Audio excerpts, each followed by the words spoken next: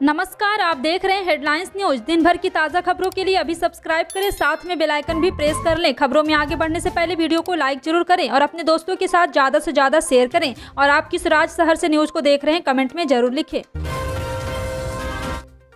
केंद्र सरकार ने मंगलवार को 12 से 14 साल के बच्चों के कोविड-19 वैक्सीन के लिए गाइडलाइन जारी कर दी है। वैक्सीनेशन प्रोग्राम बुधवार से यानी 16 मार्च आज से शुरू होने जा रहा है। सरकार की ओर से बताया गया इस उम्र में बच्चों के लिए सिर्फ कॉर्बेवैक्स वैक्सीन का इस्तेमाल किया जाएगा। गाइडलाइन में कहा गया है कि बायोलॉजिकल ई की वैक्सीन कोर्बेवैक्स की 2 खुराक 12 से 14 साल के बच्चों को 28 दिनों के अंतराल पर दी जाएगी।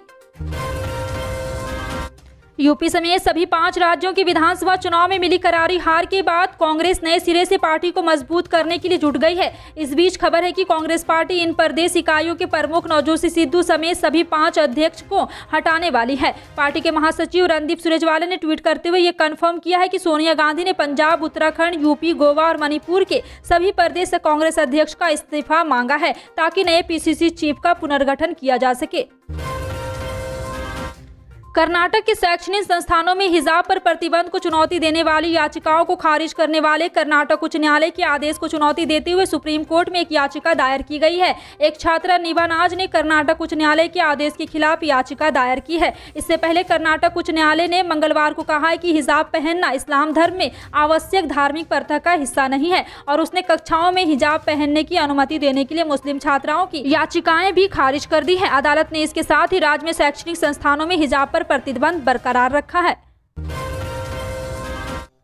तारीख गवाह है, जब जब जंग होती है तब तब पूरी मानवता को इसकी कीमत चुकानी पड़ती है। दुनिया के नक्शे पर मौजूद 2 देश इन दिनों जंग के मैदान में एक दूसरे के सामने है। बम बरस रहे हैं, गोलियां चल रही है, लोग मारे जा रहे हैं, हर तरफ तबाही का मंजर है। हर रोज लोगों की मौत की खबरें आ रही हैं। इस बीच एक खबर ने दुनिया को हिला कर रख दिया है और वो खबर है कि 15 मार्च तक रूसी हमले में 97 यूक्रेनी बच्चों की मौत हो चुकी है, जबकि 100 से ज्यादा बच्चे घायल हैं। ज्यादातर बच्चे कीव, खिरकीव, दोनेस्की, चेरनिहिव, सूमी, खेरसेन, मायोक्ली और जायतुमिन इलाके में मारे गए हैं। रिपोर्ट के मुताबिक रूसी हमले में हर दिन लगभग 5 बच्चों की मौत हो रही है।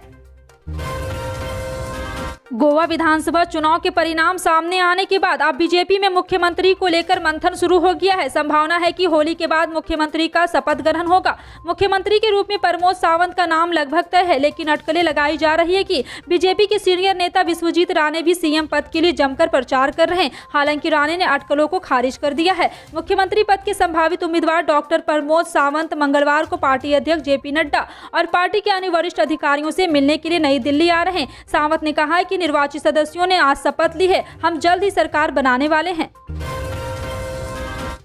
सरकार हमेशा त्योहारों पर कर्मचारियों को एक नया तोहफा देती रहती है। होली के कुछ दिन ही बाकी है, जिस बीच सरकार कर्मचारियों को एक अच्छा तोहफा मिला है। अगर आप केंद्रीय सरकार के अंतर्गत काम करते हैं तो ये खबर आपके काम की है। बता दें, सरकार ने एक भत्ता बढ़ाने का फैसला लिया है। सरकार की ओर से बढ़ाए गए इस भत्ते के तहत कर्मचारियों की सैलरी में 8,000 रुपये तक का इजाफा होगा। साथ ही इस भत्ते का लाभ केवल कुछ ही कर्मचारियों को मिलेगा। केंद्र सरकार ने रक्षा विभाग के सिविल कर्मचारियों का रिस्क अलाउंस बढ़ाने का फैसला लिया है। केंद्रीय वेतन आयोग की सिफारिश पर कर्मचारियों को आदेश दिया गया है। पीएम आवास योजना से जुड़े एक सवाल पर मोदी सरकार को 2 मंत्रियों की लोकसभा की डांट सुननी पड़ गई है। स्पीकर ने कहा है कि दोनों मंत्रियों को किसी भी सवाल पर आपस में तालमेल कर जवाब देना चाहिए।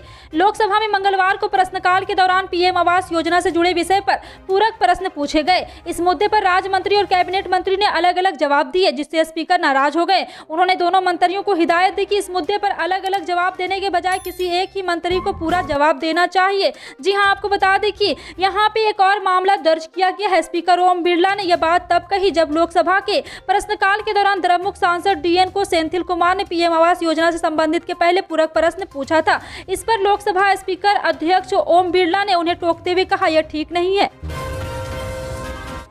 उत्तर प्रदेश विधानसभा चुनाव के नतीजों को भले समाजवादी पार्टी ने स्वीकार कर लिया हो, लेकिन फिर भी वो सत्तारूढ़ भाजपा की जीत पर सवाल उठा रही है। सपा प्रमुख अखिलेश यादव ने मंगलवार को सोशल मीडिया पर एक ऐसा ट्वीट किया जिससे यह स्पष्ट हो जाता है कि वे भारतीय पार्टी को निशाने पर ले रहे हैं। जी हां, आपको बता दें कि अखिलेश यादव ने ट्विटर पर लिखा है कि पोस्टल बैलेट में सपा गठबंधन को मिले 51.5% वोट उनके हिसाब से 304 सीटों पर हुई सपा गठबंधन की जीत चुनाव का सच बयान कर रही है। जी हाँ, आपको बता दें कि ईवीएम में फिर से एक बार घोटाला किया किया है, क्योंकि अगर ईवीएम में घोटाला नहीं होता वो पोस्टल बैलेट से अखिलेश यादव नहीं जीतते। जी हां, आपको बता दें कि पोस्टल बैलेट डलवाने पर अखिलेश यादव ने कहा है कि पोस्टल बैलेट डालने वाले हर उस सच्चे सरकारी कर्मी, शिक्षक और मतदाता का धन्यवाद जिसने पूरी ईमानदारी से हमें वोट दिया।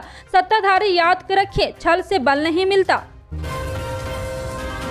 पंजाब के विधानसभा चुनाव में एक तरफा जीत हासिल करने वाली आम आदमी पार्टी के मुख्यमंत्री उम्मीदवार भगवंत मान आज यानी कि 16 मार्च बुधवार को पद एवं गोपनीयता की शपथ लेने वाले हैं। आपको बता दें कि शपथ ग्रहण समारोह के लिए खास तैयारी की जा रही है और 2 अलग तरह के मंच भी बनाए गए हैं, जिनमें से एक मंच से पंजाब में जीतने वाले 92 विधायक बैठेंगे, जबकि दूसरे मंच से दिल्ली से आए लोग बैठेंगे। शहीद आजम भगत सिंह के गाँव में यहाँ शपथ ग्रहण समारोह की तैयारियां हो रही है, जहाँ पर बुधवार को भगवंत मान शपथ लेने वाले हैं।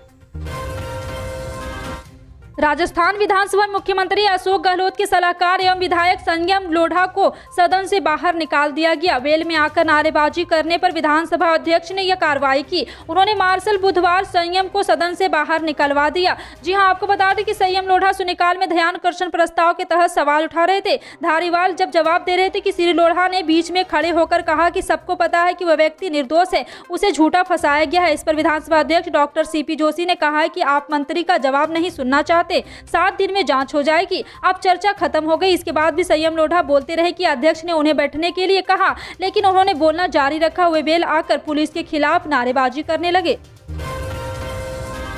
राजस्थान और छत्तीसगढ़ सरकार ने पुरानी पेंशन योजना बहाल करने का ऐलान कर दिया है। इसके बाद अन्य राज्यों में भी पुराने पेंशन स्कीम को लागू करने का दबाव बन गया है। मध्य प्रदेश में भी यह मुद्दा गर्माता दिख रहा है। इस बीच बीजेपी के मंत्री का बड़ा बयान सामने आया है। जी हां, आपको बता दें कि बड़ा मलहरा से बीजेपी विधायक प्रद्युमन सिंह लोधी ने कहा है कि सरकार इस पर गंभीर है। बीजेपी विधायक प्रद्युमन सिंह लोधी ने कहा है कि मध्य प्रदेश में पुरानी पेंशन आने वाले समय में बहाल होगी। सरकार गंभीरता से इस पर विचार कर रही है। इसे लेकर मंगलवार को सदन में भी चर्चा हुई। मुख्यमंत्री खुद भी इस मुद्दे पर बहुत गंभीर है। हमने भी इसको लेकर मांग की है। हमें उम्मीद है कि इस पर जल्द फैसला होगा। बिहार विधानसभा अध्यक्ष के साथ हुई बदसलूकी का मामला सियासी तौर पर तूल पकड़ने लगा है। बीजेपी और जेडीयू के बीच तकरार बढ़ती जा रही है और अब दोनों आर पार के मूड में दिख रही है। विधानसभा में गुस्से में तमतमाए मुख्यमंत्री नीतीश कुमार ने स्पीकर को संविधान देखने की नतीहत दे डाली है। इसके बाद विजय सिन्हा मंगलवार को सदन में नहीं पहुंचे। ऐसे में सवाल उठता है कि 4.5 साल के बाद क्या फिर जेडीयू और बीजेपी की दोस्ती में दरार आएगा। बिहार में लखीसराय के पुलिस उपाधीक्षक और थाना प्रभारी खिलाफ जांच को लेकर जेडीयू और बीजेपी के बीच तलवार खिंच गई है। बिहार की राजनीति में बीजेपी और जेडीयू के बीच यह नाक की लड़ाई बन गई है।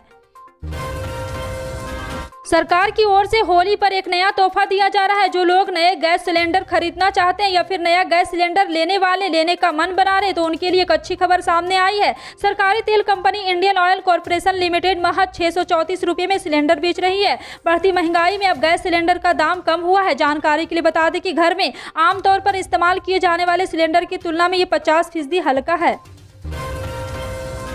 सरकारी तेल कंपनियों की ओर से चुनाव के बाद पेट्रोल डीजल के दाम में बदलाव किया गया है। गोरखपुर जिले में लगातार डीजल और पेट्रोल के दाम बढ़ रहे हैं। मंगलवार को भी इनके दाम में बढ़ोतरी दर्ज की गई। इससे लोगों की मुश्किलें बढ़ गई है। गोरखपुर शहर में मंगलवार को पेट्रोल 95 रुपये प्रति लीटर बिक रहा, वहीं डीजल 87 रुपये प्रति लीटर बिक रहा। पेट्रोल और डीजल के दाम में क्रमशः 27 और 26 पैसे की बढ़त हुई है। इससे वाहन चालकों को खासकर लंबी दूरी तय करने वाले लोगों की मुश्किलें बढ़ गई है। मामूली वृद्धि के बाद मंगलवार को सोने के भाव में गिरावट दर्ज की गई, जबकि चांदी का भाव स्थिर रहा। 15 मार्च को 22 कैरेट सोने के भाव में प्रति 10 ग्राम 300 रुपये की गिरावट आई।